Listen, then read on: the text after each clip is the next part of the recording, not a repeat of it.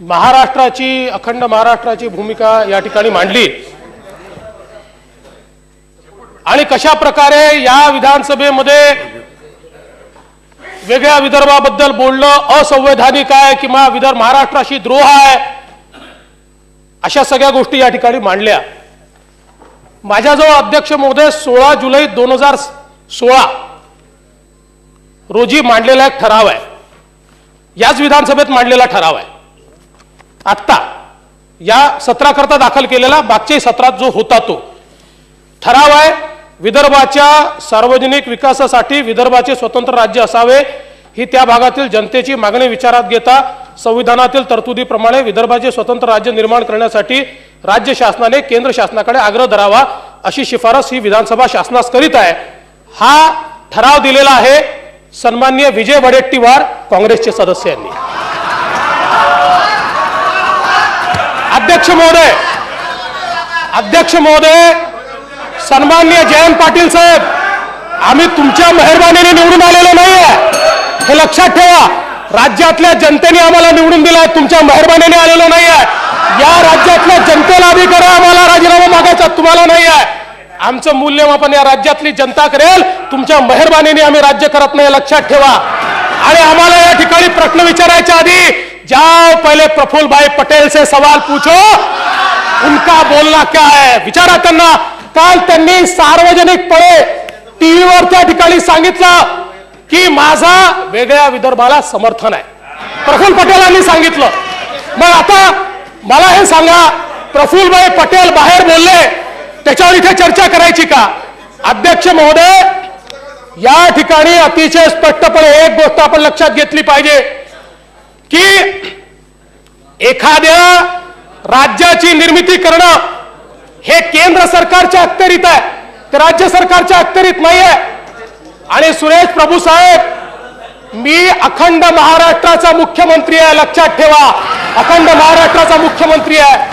पण एक गोष्ट आपल्यालाही सांगतो, या ठिकाणी जी शपथ घेतली आहे ना, ती देशाच्या संविधानाच्या प्रती प्रामाणिक राहण्याची शपथ घेतली आहे। आणि देशाच्या संविधानामध्ये राज्य निर्मितीच्या संदर्भात एखाद्या सदस्याला म्हणणं मांडण्याचा अधिकार आहे, त्याकरता त्याच्यावर कुठलाही फौजदारी गुन्हा दाखल करता येत नाही। तुम्ही देखील जी शपथ घेतली आहे ती देशाच्या संविधानाप्रती प्रामाणिक राहण्याची घेतली आहे। त्यामुळे मला असं वाटतं की अशा प्रकारची मागणी करून आपण संविधानाचा अपमान करतो, ही गोष्ट खरी आहे। या ठिकाणी आपण जी मागणी केली, मी पुन्हा एकदा सांगतो अध्यक्ष महोदय, या ठिकाणी जे सरकार आहे ते भारतीय जनता पार्टी शिवसेनेचं युतीचं सरकार आहे। या दोन पक्षाची गेले 25 वर्ष वेगळी भूमिका आहे। अध्यक्ष महोदय, ती पक्षाची भूमिका आहे। भाजपची पहिल्या दिवशीपासून छोट्या राज्यांची भूमिका आहे, ही लपवलेली नाही। आम्ही टाकाला जाऊन भांड लपवत नाही। सेनेची पहिल्या दिवशीपासून भूमिका ही अखंड महाराष्ट्राची अध्यक्ष महोदय, ती भूमिका त्यांनी कधी सोडलेली नाही। पण इथे आम्ही दोघं सरकारमध्ये एकत्रित आहोत आणि त्यामुळे इथली भूमिका ही सरकारची भूमिका आहे, ती पक्षाची भूमिका असू शकत नाही।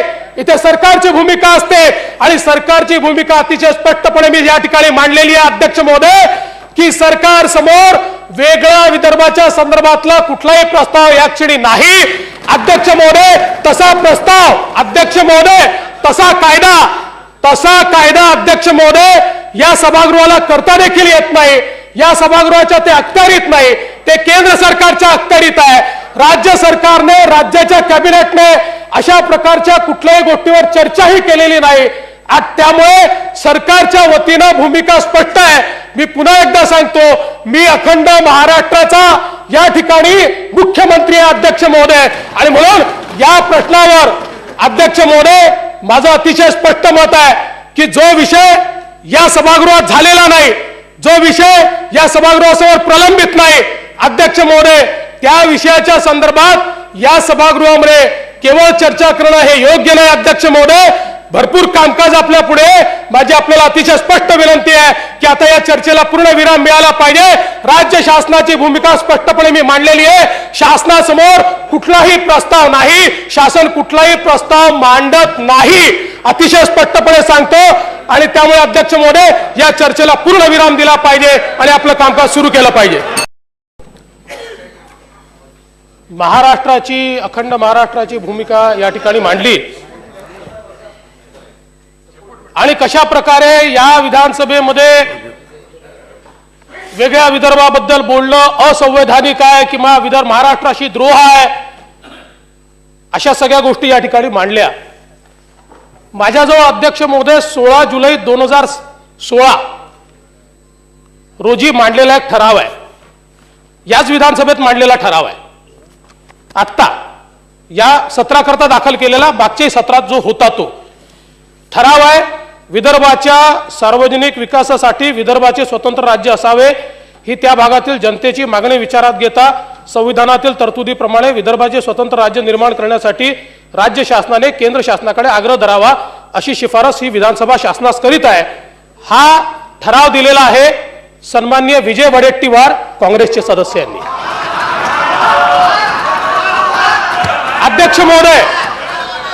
अध्यक्ष महोदय सन्माननीय जयंत पाटील साहेब, आम्ही तुमच्या मेहरबानीने निवडून आलेलो नाहीये हे लक्षात ठेवा.